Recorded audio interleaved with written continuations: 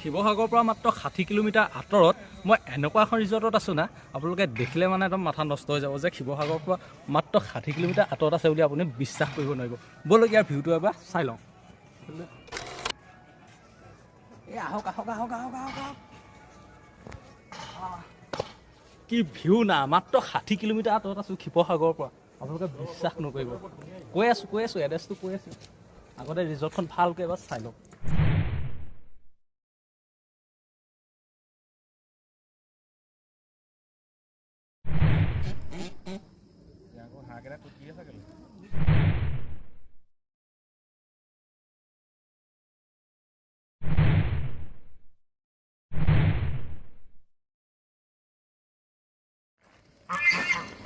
ৰিজৰ্টখন আছে নাগালেণ্ডৰ টিজিত চহৰত, মানে সোণাৰীৰ পৰা খুব বেছি 15 কিলোমিটাৰ 10 কিলোমিটাৰমান আঁতৰত হ'ব।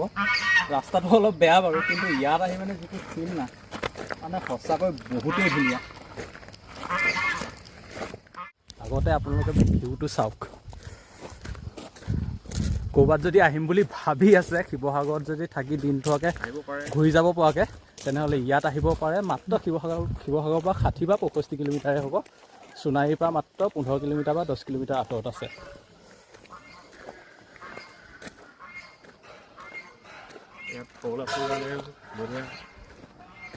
সেয়া আমাৰ এই পেনকণা দুটা